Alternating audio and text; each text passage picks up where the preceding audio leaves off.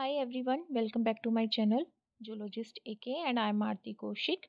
Again here with another video and in this particular video we are going to discuss about biomolecules. अगर मैं biomolecules की बात करूँ तो what are they? They are the molecules which are present in living system. Bio means living. Molecules means where two or more atoms or elements combine together. कैसे combine होंगे? Bond form करेंगे. Bond hydrogen bond भी हो सकता है, ionic bond भी हो सकता है, कोवेलेंट बॉन्ड भी हो सकता है. ठीक है, पेप्टाइड बॉन्ड भी हो सकता है, फोस्फोडाई एस्टर बॉन्ड भी हो सकता है. या फिर कोई भी एक बॉन्ड फॉर्म होगा एलिमेंट्स एटम्स के बीच में जिसकी वजह से मॉलिक्यूल जनरेट होंगे जैसे H2O2. ठीक है, अब ये मॉलिक्यूल्स आगे चल के कंपाउंड्स भी फॉर्म करेंगे. ठीक है, अब ये जो कंपाउंड बन रहे हैं ये एक स्ट्रक्चर को जनरेट करेंगे जिसको हम मोनोमर बोलेंगे, सिंगल स्ट्रक्चर को. वो सिंगल स्ट्रक्चर जुड़ के एक मल्टीपल मतलब जो यहाँ पे मोनोमर यूनिट है वो जुड़ के एक चेन की फॉर्मेशन करेंगे, पॉलीपेप्टाइड की फॉर्मेशन करेंगे. वो पॉलीपेप्टाइड जुड़ के अपने आप को एक्सप्रेस करेंगी. ठीक है, कोई सेल बनाएगी, कोई टिश्यू बनाएगी, कोई ऑर्गेनिज्म बनाएगी. ठीक है, तो अब हम इस वीडियो में क्या डिस्कस करने जा रहे हैं? Basic form of life, biomolecules को डिस्कस करने जा रहे हैं which forms indistinguishable part of our body. तो आज हम किसके बारे में, कौन से बायोमोलिक्यूल के बारे में स्टडी करेंगे? Today we are going to study about carbohydrates and in my upcoming video I will discuss about lipids, proteins and nucleic acid. So there are 4 biomolecules. Major level पे बात करें, carbohydrates, lipids, proteins and nucleic acid. तो अपने lecture को आगे continue करने से पहले हम कुछ बेसिक अंडरस्टैंड करते हैं कि होता क्या है एक्चुअल में, बायोमोलिक्यूल्स होते क्या हैं और क्या लिविंग ऑर्गेनिज्म इनसे कैसे बने होते हैं. ठीक है, हम बोलते हैं कि hydrocarbons are present in every living form on the earth. Hydro means hydrogen, carbon means carbon. ठीक है, हाइड्रोकार्बन उसमें ऑक्सीजन भी होगी, कार्बन भी होगा और हमारी हाइड्रोजन भी होगी. और यहाँ पे हाइड्रोजन को रिप्लेस करके कोई भी फंक्शनल ग्रुप लग जाता है, अलग अलग स्ट्रक्चर बन जाते हैं. तो living organisms are made up of element.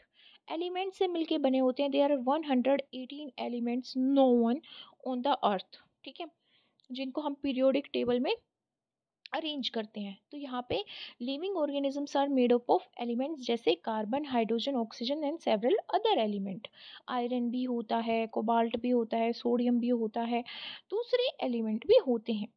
All the carbon compounds that we get from living tissues can be called as biomolecules. So what are biomolecules? Carbon compound हैं ये biomolecules. Carbon compound means protein के अंदर भी carbon compounds हैं. जो protein बोल रहे हैं वो बेसिक स्ट्रक्चर क्या है? वो कार्बन कंपाउंड है. लिपिड क्या है? कार्बो कंपाउंड, कार्बन कंपाउंड है. ठीक है, ऐसे ही हम बात करें कार्बोहाइड्रेट की, वो क्या है? कार्बन कंपाउंड है. Living tissues also contain inorganic element. Inorganic element means minerals. Inorganic element का मतलब क्या है यहाँ पे? मिनरल्स. जैसे मैं यहाँ पे आयरन की बात कर रही हूँ, ठीक है, कोबाल्ट की बात कर रही हूँ, कॉपर की बात कर रही हूँ, जिंक की बात कर रही हूँ. So these are inorganic element और compound. If this tissue is fully burned, अगर हम किसी भी टिश्यू को बर्न करते हैं तो कार्बन कंपाउंड ऑक्सीडाइज हो जाते हैं, क्योंकि हमें पता है कार्बन ऑक्सीजन के साथ मिल के कार्बन डाइऑक्साइड ही जनरेट करेगा. अब जब मैं ये बोल रही हूँ कि मेरी बॉडी में जितने भी बायोमोलिक्यूल्स हैं वो कार्बन कंपाउंड है, तो क्या होगा? वो जैसे ही ऑक्सीजन के साथ रिएक्ट करेंगे वो कार्बन डाइऑक्साइड गैस बनाएंगे और ऑक्सीडाइज्ड हो जाएंगे. ऑक्सीडाइज्ड होने का मतलब क्या है? ऑक्सीडेशन होना. ऑक्सीडेशन का मतलब क्या है? ऑक्सीजन का बाइंड होना. तो वो क्या करते हैं? कार्बन डाइऑक्साइड फॉर्म करते हैं और वाटर वेपर्स बनाते हैं जो इवापोरेट हो जाता है, उड़ जाता है and thus removed. The remain is called ash which contains inorganic element. जब हम किसी ह्यूमन बॉडी को उसकी डेथ के बाद बर्न करते हैं तो कार्बन डाइऑक्साइड चली जाती है, वाटर वेपर्स इवापोरेट हो जाते हैं. बचता क्या है? जो राख बचती है उसके अंदर क्या होता है? मिनरल्स होते हैं जैसे calcium, magnesium etcetera. Water is the most abundant chemical found in living system, हम ऐसा बोलते हैं 70 to 90% of total cellular mass वो क्या होगा, इवेपोरेट हो जाएगा। The biomolecules are of two types, small micro. Small है तो माइक्रो मीन्स छोटा होता है, इसीलिए हम स्मॉल जो हमारे बायोमोलिक्यूल्स उनको माइक्रोमोलिक्यूल्स बोल देते हैं, जिनका स्ट्रक्चर सिंपल होता है।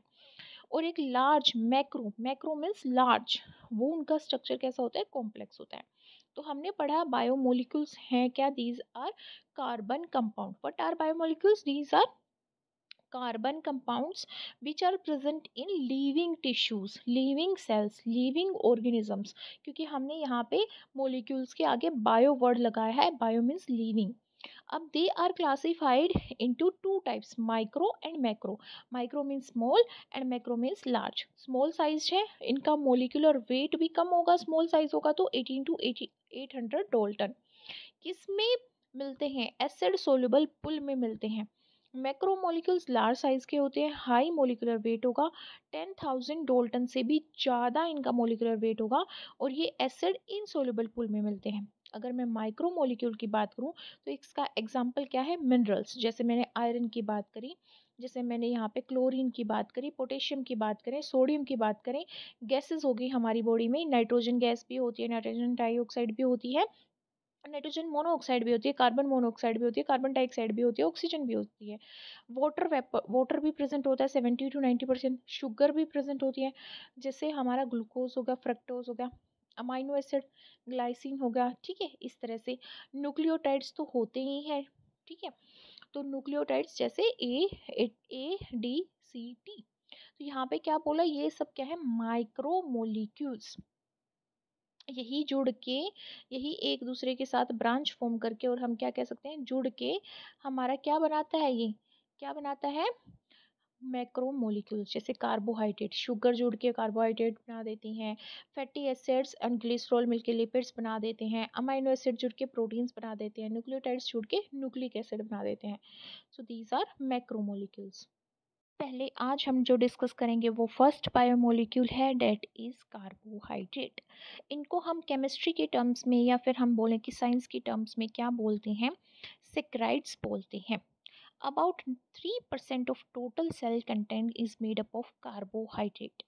कार्बोहाइड्रेट है क्या, दीज कंसिस्ट, एक ऐसा बायोमोलिक्यूल, एक ऐसा मोलिक्यूल है जो एलिमेंट और एटम से मिलके बना है, और जो बायो मीन्स लिविंग सिस्टम के अंदर प्रेजेंट है, ऐसा मोलिक्यूल जिसके अंदर सिर्फ कार्बन हो, हाइड्रोजन हो और ऑक्सीजन हो। सिर्फ ये तीन ही एलिमेंट जुड़ के इनकी नंबरिंग चेंज होती रहेगी, इनकी कंपोजिशन चेंज होती रहेगी, इनकी अरेंजमेंट चेंज होती रहेगी, और ये क्या बना देंगे, डिफरेंट डिफरेंट कार्बोहाइड्रेट्स बना देंगे। कार्बोहाइड्रेट्स मीन्स अ कंपाउंड और a molecule that is made up of carbon, hydrogen और oxygen, and it is present in living system. चाहे वो लिविंग सिस्टम सेल हो, चाहे वो एक माइक्रोस्कोपिक ऑर्गेनिज्म हो, या मल्टी सेलुलर ऑर्गेनिज्म हो, ठीक है। तो कार्बोहाइड्रेट्स क्या है, पॉलीमर्स हैं, मोनोमर्स की। मोनोमर्स क्या है, glucose and fructose, single unit. Monomer किसको बोलते हैं, सिंगल यूनिट को। तो यहाँ पे ग्लूकोज और फ्रक्टोज क्या है, कार्बन, हाइड्रोजन, ऑक्सीजन, इनके कंपाउंड्स हैं, ठीक है। अब ये कार्बोहाइड्रेट मिलते कहाँ हैं, फ्रूट में, वेजिटेबल्स में, मिल्क में, हनी में, सीरियल्स में, व्हीट में, बार्ले, राइस एंड मेज में मिलते हैं। क्या यूजेस होता है इन कार्बोहाइड्रेट्स का, एनर्जी प्रोवाइड करना, फूड प्रोवाइड करना। हमारी हमारा जो बॉडी है, हमारी जो बॉडी है उसको एनर्जी चाहिए, तो वो क्या, इस कहाँ से लेती है एनर्जी, कार्बोहाइड्रेट को तोड़ के लेती है, उससे एटीपी जनरेट होती है, ठीक है। जैसे ही जो हमारा कार्बोहाइड्रेट है वो टूटेगा ऑक्सीजन की प्रेजेंस में, तो ये कार्बन डाइऑक्साइड रिलीज करेगा, वाटर रिलीज करेगा और एटीपी रिलीज करेगा। वुड जो हम हाउसेस में अपना फर्नीचर बनाने के लिए यूज़ करते हैं, बर्निंग पर्पज़ के लिए यूज़ करते हैं, वो भी किसका पार्ट है, वो भी हमारा कार्बोहाइड्रेट का है। Starch, to make spirit, starch का यूज़ करते हैं हम, ठीक है। और स्टार्च हमारे फूड में भी प्रेजेंट होती है, जैसे राइस के अंदर, हमारे पोटैटोज के अंदर। द कार्बन फॉर्म्स चेन और रिंग विद टू और मोर हाइड्रोक्सिल ग्रुप। हाइड्रोक्सिल ग्रुप क्या होता है, OH। हाइड्रोक्सिल ग्रुप के साथ ये क्या करते हैं, चेन भी फॉर्म कराते हैं और रिंग भी फॉर्म कराते हैं। एंड एल्डिहाइड और कीटोन ग्रुप, एल्डिहाइड होता है CHO ग्रुप, और C डबल बॉन्ड O अगर लग रहा हो तो वो क्या होता है, ketone group. This one is ketone group, this is aldehyde group and this is hydroxyl group. तो ये जुड़ के क्या बनाते हैं, अलग अलग तरह की कार्बोहाइड्रेट की फॉर्मेशन करते हैं। व्हाट आर दे, ये हमारे क्या है, फंक्शनल ग्रुप है। देखो, एक बेसिक सा स्ट्रक्चर होगा जिसमें हाइड्रोजन कार्बन ऑक्सीजन जुड़ी होंगी, ठीक है। अब उससे आके या तो CHO बाइंड हो जाएगा, या फिर उससे आके OH बाइंड हो जाएगा, या फिर उससे आके C double bond O bound हो जाएगा। इनके बाउंड होने के ऊपर डिपेंड करता है कि उस कार्बोहाइड्रेट की प्रॉपर्टी क्या होंगी, ठीक है। तो ये क्या है, फंक्शनल ग्रुप है। ग्रुप है जो फंक्शन चेंज कर देते हैं किसी भी केमिकल सब्सटेंस का उससे जुड़ के, ठीक है। अब जो मोनोमर यूनिट मैंने यहाँ पे बोली थी कि कार्बोहाइड्रेट पॉलीमर्स होते हैं मोनोमर यूनिट के, तो मोनोमर यूनिट क्या हो सकती है, ग्लूकोज फ्रक्टोज हो सकती है। अब इन यूनिट के बेसिस पे कार्बोहाइड्रेट को अलग अलग टाइप में क्लासिफाई करते हैं। अगर एक यूनिट होती है तो इन सेक्राइड्स को हम मोनो बोल देते हैं, मोनो मीन सिंगल। ज़्यादा होती है तो ओलिगोसेक्राइड, बहुत ज़्यादा होती है तो पॉलीसेक्राइड। स्टार्च और सेलुलोज, ओलिगोसेक्राइड में हमारी 2 to 10 यूनिट हो सकती हैं, पॉलीसेक्राइड में बहुत सारी होंगी, ठीक है, 10 to 100। स्टार्च और सेलुलोज इसका एग्जाम्पल है। अब हम मेजर लेवल पे बात करें तो हमारी जो कार्बोहाइड्रेट है वो 2 टाइप की होती है। एक होती है रिड्यूसिंग शुगर, दूसरी क्या होती है, non reducing sugar. Let's understand it. सबसे पहले हम बात करते हैं रिड्यूसिंग शुगर्स की। फिर रिड्यूसिंग शुगर क्या होती है, ऐसी शुगर जिसमें फ्री एल्डिहाइड या कीटोन ग्रुप हो, जिसमें फ्री होगा हमारा एल्डिहाइड ग्रुप या फिर कीटोन ग्रुप, ठीक है। अब यहाँ पे कीटोन ग्रुप मैंने बताया कि एक कार्बन होगा उस पर एक हाइड्रोजन बाइंड होगी। CHO ग्रुप एक कार्बन से जुड़ा होगा जिसमें CHO ग्रुप जुड़ा होगा कार्बन से, ठीक है। ये हमारा एल्डिहाइड ग्रुप है, ये कीटोन ग्रुप है। अब ये क्या करते हैं, reducing sugars have the capacity to reduce cupric ion of Benedict's और Fehling solution to cuprous ion, जिसकी वजह से हम इनकी प्रेजेंस को आइडेंटिफाई कर पाते हैं, ठीक है। हम कौन सा टेस्ट परफॉर्म करते हैं रिड्यूसिंग शुगर्स के लिए, बेनेडिक्ट टेस्ट और फेलिंग सॉल्यूशन। क्यों, क्योंकि इसके अंदर क्यूप्रिक आयन होता है और ये रिड्यूसिंग शुगर उसको क्यूप्रस आयन में चेंज कर देती है। पिक्चर में देख सकते हैं फेलिंग्स टेक्स्ट में क्या होता है, एल्डिहाइड यहाँ पे R ग्रुप तो हमें चेन दिखा रहा है कि कार्बोहाइड्रेट की चेन है। अब इसमें एल्डिहाइड ग्रुप है CHO ग्रुप, ये एक्सपोज हो रखा है। अब ये क्यूप्रिक कॉपर सेकेंड के साथ कॉपर सेकेंड आयन जो यहाँ पे प्रेजेंट है, पॉजिटिव चार्ज प्रेजेंट है Cu2 पॉजिटिव, उसके साथ ये रिएक्शन करेगा और यहाँ पे एक हाइड्रोक्साइड आयन प्रेजेंट है, उसके साथ रिएक्शन करके क्या कर रहा है, यहाँ पे जो हमारा कार्बोहाइड्रेट प्रेजेंट था उसके एल्डिहाइड ग्रुप में से हाइड्रोजन रिप्लेस कर दी गई है, किसके थ्रू, ऑक्सीजन के थ्रू। किस, यहाँ से ऑक्सीजन आएगी और इसको रिप्लेस कर देगी।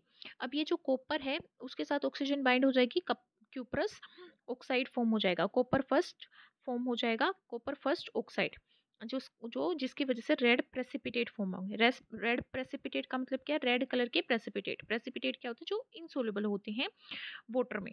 अब यहाँ पे वाटर रिलीज हो जाएगा, तो यहाँ कॉपर क्यूप्रिक आयन हमारा क्यूप्रस ऑक्साइड में कन्वर्ट हो गया है। यही रेड प्रेसिपिटेट ही इंडिकेट करते हैं कि यहाँ पे रिड्यूसिंग शुगर प्रेजेंट है। बेंडिक टेस्ट कैसे बताता है, ये तो प्रिपरेशन दे रखी है कि कैसे प्रिपेयर करते हैं।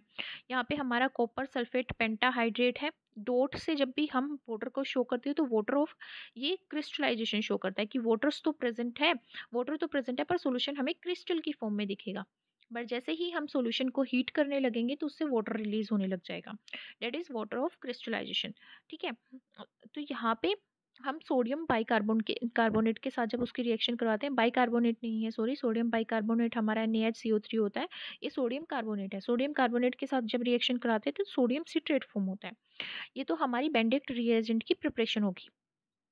अब हमारे पास R ग्रुप है, मतलब कोई चेन है कार्बोहाइड्रेट की, उससे हमारा CHO ग्रुप एक्सपोज हो रखा है, उसमें फिर क्यूप्रिक आयन रिएक्ट करेगा यहाँ पे और हमारा कार्बोक्सिलिक एसिड बन जाएगा। हाइड्रोजन एक यहाँ पे कार्बन के साथ एक और ऑक्सीजन बाइंड होगी और उस ऑक्सीजन से हाइड्रोजन बाइंड हो जाएगी। यहाँ पे हमारी हाइड्रोजन बाइंड नहीं हो रही थी पर यहाँ पे बाइंड हो रही है। यहाँ पे भी हमारा क्या होगा, क्यूप्रस ऑक्साइड बनेगा, ब्रिक रेड प्रेसिपिटेट फॉर्म होगा। ये ब्रिक रेड प्रेसिपिटेट ही हमें इंडिकेट करता है कि सॉल्यूशन के अंदर क्या प्रेजेंट है, रिड्यूसिंग शुगर प्रेजेंट है। और ये किसके थ्रू की जाती है, इट इज डन बाय हमारा बेंडिक्ट टेस्ट और फेलिंग सॉल्यूशन से जब है हम किसी शुगर को टेस्ट करते हैं तो अगर उसमें हमारा रेड प्रेसिपिटेट फॉर्म हो रहा है तो it means it is a reducing sugar. Example क्या है इसके, माल्टोज, लैक्टोज, मेलीबायोज, सेलुबायोज और जेंटियोबायोज। जैसे यहाँ पे लैक्टोज का एग्जाम्पल दे रखा है जिसमें हमारा गैलेक्टोपाइरेनोसाइल और हमारा गैलेक्टोपाइरेनोस दोनों 1,4 बीटा डी से अटैच हो रहे हैं, लिंकेज शो करें। देखो यहाँ पे ये फर्स्ट कार्बन है, ये second carbon, third, fourth carbon का यहाँ पे ओ एच होना था, वो ओ यहाँ पे इसके हमारे ओ एच से बाइंड हो गया है ऑक्सीजन के साथ, ओ एच को रिमूव करके हाइड्रोजन के साथ बाइंड हो गया है तो फर्स्ट कार्बन के साथ। तो फर्स्ट और फोर कार्बन यहाँ पे alpha sorry beta beta D जो है बॉन्ड फॉर्म कर रहे हैं। नॉन रिड्यूसिंग शुगर की बात करें तो the sugar do not have such group, इनके पास कीटोनिक और हमारे जो हाइल्डिहाइडिक ग्रुप होते हैं वो प्रेजेंट नहीं होते। Non reducing sugars fail to reduce cupric ion और बेंडिक्ट टेस्ट, तो ये क्या करेंगी, इनके साथ रेड प्रेसिपिटेट फॉर्म नहीं करेंगी। एग्जाम्पल क्या है, सुक्रोज और ट्री हेलोस, ये एग्जाम्पल दे रखा सुक्रोज का। ठीक है, अब लार्ज स्केल पे बात करें तो जो कार्बोहाइड्रेट है वो अलग अलग क्लासेस में on the basis of the monomeric unit कि कितनी मोनोमेरिक यूनिट यहाँ पे प्रेजेंट है किसी कार्बोहाइड्रेट में, उसके बेसिस पे हम कार्बोहाइड्रेट को 4 टाइप्स में क्लासिफाई करते हैं। Mono means single, single saccharide, saccharide means sugar carbohydrate, disaccharide 2 sugar, oligosaccharide 3 to 10, polysaccharide more than 10। ठीक है, अगर शुगर मॉलिक्यूल्स यहाँ जुड़े हुए हैं तो पॉलीसेक्राइड। ठीक है, वन वाले क्या है, ग्लूकोज है, फ्रक्टोज है, गैलेक्टोज है। टू हमारी डाइसेक्राइड के एग्जाम्पल है सुक्रोज, लैक्टोज, माल्टोज। ओलिगोसेक्राइड के एग्जाम्पल है रेफिनोज और स्टेक्योज सॉरी। और यहाँ पे पॉलीसेक्राइड के एग्जाम्पल है starch, glycogen and cellulose. These are example of polysaccharide. अब हम कार्बोहाइड्रेट को स्टडी कर रहे हैं, हमें पता है कार्बोहाइड्रेट से पॉलीमर, पॉलीमर का मतलब होता है चेन फॉर्म कर रखी है और एक सिंगल यूनिट के जुड़ने से वो चेन फॉर्म हो रखी है, इसलिए उसको पॉलीमर बोलते हैं। और उस सिंगल यूनिट को मोनोमर बोलते हैं। और ये चूंकि ये कार्बोहाइड्रेट है सेक्राइड्स है इसलिए इनको मोनोसेक्राइड्स बोल दिया जाता है। जैसे मोनोसेक्राइड का यहाँ पे डायग्राम शो कर रखा है, ग्लूकोज का, फ्रक्टोज का, गैलेक्टोज का। देखो डिफरेंस क्या है, ये हमारा फर्स्ट कार्बन है, ये हमारा सेकंड कार्बन है, ये थर्ड है, ये फोर्थ है और ये फिफ्थ कार्बन है। ठीक है, अब फर्स्ट कार्बन पे HOH ग्रुप अटैच है, इस पे भी HOH है सेकंड पे। थर्ड में पोजीशन चेंज है, OH हमारा रिंग के अंदर है, H हमारा बाहर है। ठीक है, अब यहाँ पे OH की पोजीशन और हाइड्रोजन की पोजीशन, इनकी अलाइनमेंट की लेफ्ट हैंड साइड है या राइट हैंड साइड है, इसकी वजह से हमारी ये फॉर्म्स चेंज हो जाती है, L और D फॉर्म्स बन जाती है, लिवो रोटेटरी और डेक्स्ट्रो रोटेटरी बन जाती हैं। ठीक है, अब यहाँ पे हमें पता है कि ग्लूकोज में हमारा थर्ड कार्बन पे OH ग्रुप इनसाइड होगा, H बाहर होगा। यहाँ पे कार्बन के साथ HOH जुड़ा हुआ है, यहाँ पे हमारा एक कार्बन है जिसके साथ दूसरा कार्बन कंपाउंड CH2OH जुड़ा हुआ है और हाइड्रोजन जुड़ी है। फ्रक्टोज के केस में देखें तो क्या डिफरेंस है, फ्रक्टोज के केस में सिर्फ ये डिफरेंस है कि सेकेंड कार्बन जो यहाँ पे हाइड्रोजन होगी, यहाँ पे भी हाइड्रोजन होगी, यहाँ पे भी हाइड्रोजन होगी। ठीक है, तो यहाँ पे फ्रक्टोज के केस में सिर्फ यही डिफरेंस आता है मेन कि यहाँ पे सेकेंड कार्बन के ऊपर हाइड्रोक्सिल ग्रुप रिंग के अंदर होता है और थर्ड में बाहर होता है, इसके रिवर्स हो रखा है, इसका रिवर्स है फ्रक्टोज। ठीक है, अब गैलेक्टोज की बात करें तो गैलेक्टोज है तो किसकी तरह, ग्लूकोज की तरह ही है, बट यहाँ पे डिफरेंस किसके अंदर आ रहा है, ये डिफरेंस आ रहा है हमारा फोर्थ कार्बन के अंदर। यहाँ पे HOH इस तरह से है, यहाँ पे OH इस तरह से है, मतलब अलाइनमेंट यहाँ पे हाइड्रोक्सिल ग्रुप की डिफरेंट होने की वजह से ये फ्रक्टोज, ग्लूकोज और गैलेक्टोज कहलाते हैं। क्लियर, अब हम बात करते हैं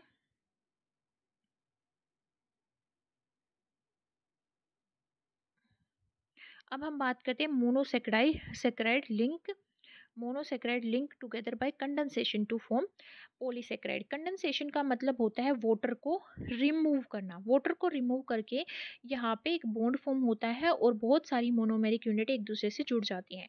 जैसे मैं यहाँ पे बात करूँ तो ये हाइड्रोजन तो बची रहेगी, अगर ये यहाँ पे इससे जाके बाइंड होना चाहे तो कैसे बाइंड हो सकता है, इसकी हाइड्रोजन OH से हाइड्रोजन को रिमूव कर दिया जाएगा और CH2O से भी OH को रिमूव कर दिया जाएगा, तो ये OH इस H के साथ फॉर्म बाइंड करके H2O बना देगा। देखो इस तरह से अगर मैं इन दोनों को यहाँ से बाइंड करना चाहूँ तो इसकी हाइड्रोजन गई और इसका OH गया, तो ये CH2O के साथ बॉन्ड फॉर्म कर लिया इसने।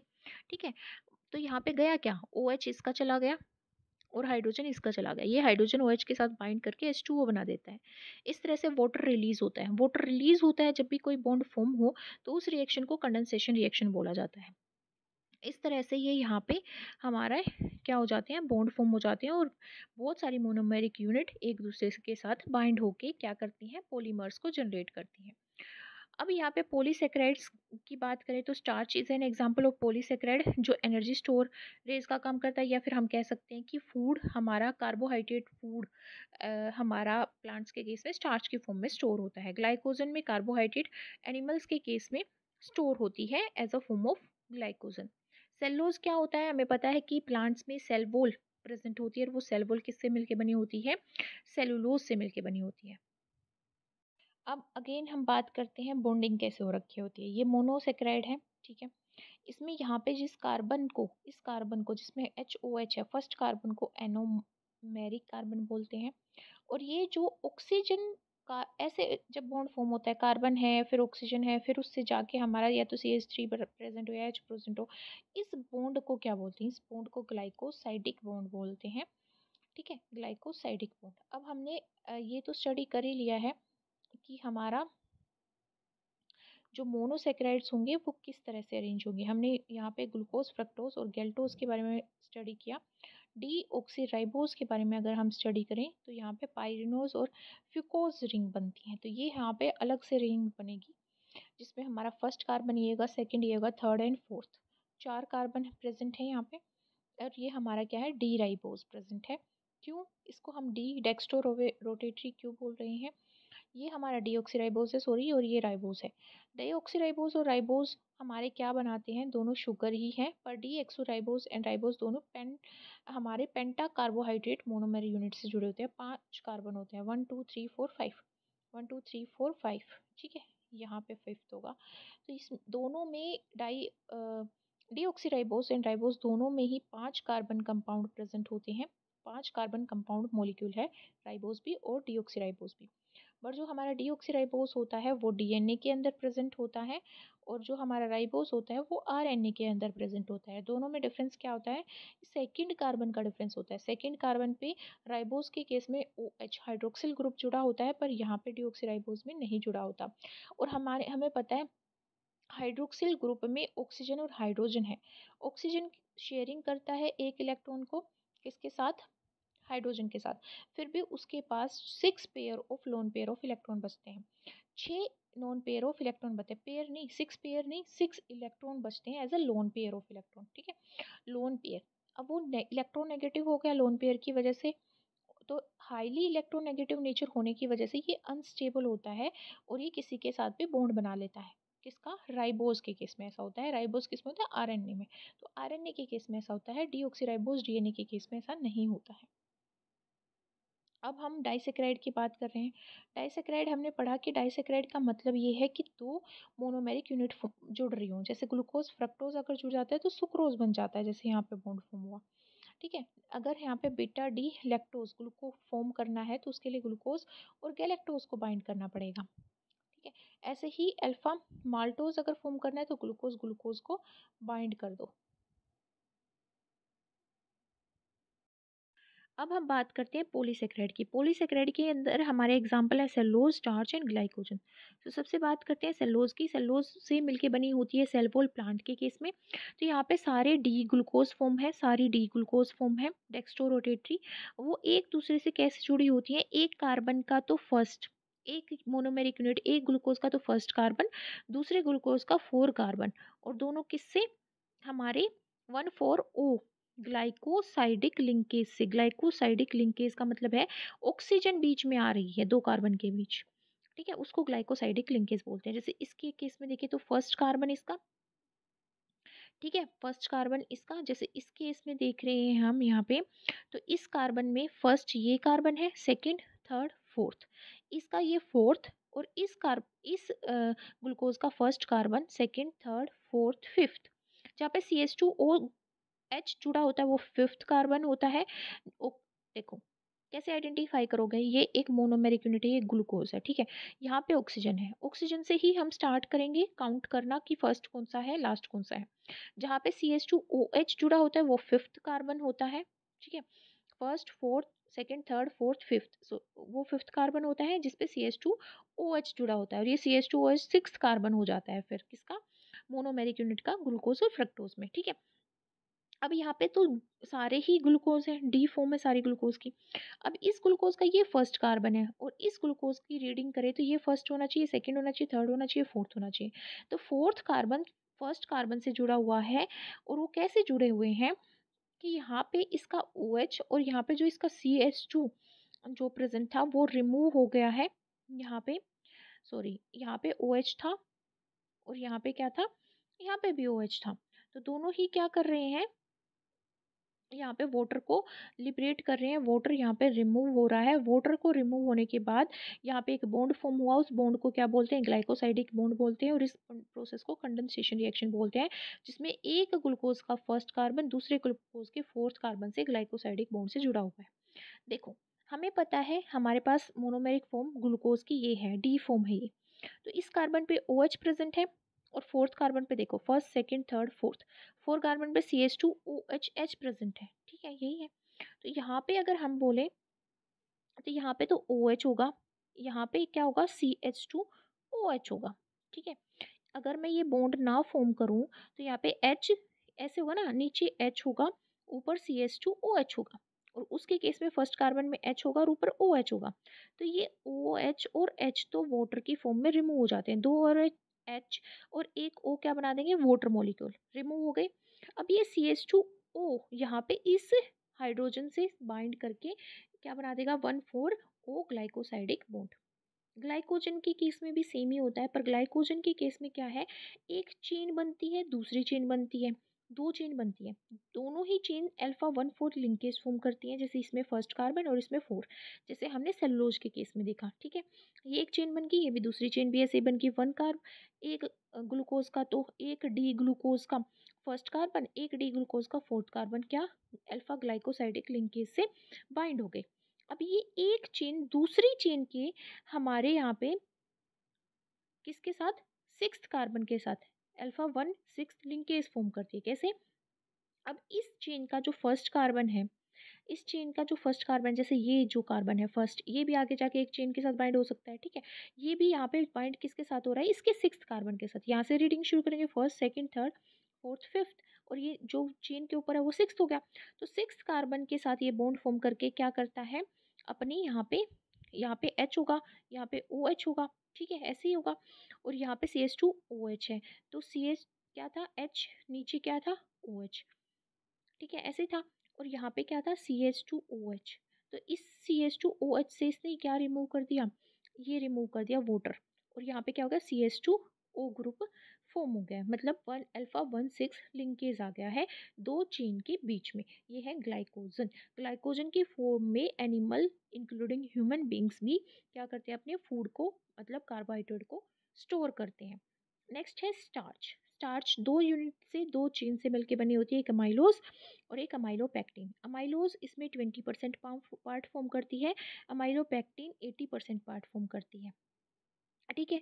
अगर मैं अमाइलो इसकी बात करूँ तो इसमें C1 कार्बन, देखो ये C1 कार्बन है, ये C4 कार्बन से जुड़ा होता है 1,4 अल्फा ग्लाइकोसाइडिक लिंकेज के थ्रू, जैसा हमने सेलुलोज के केस में देखा था, एग्जैक्टली सेम टाइप में।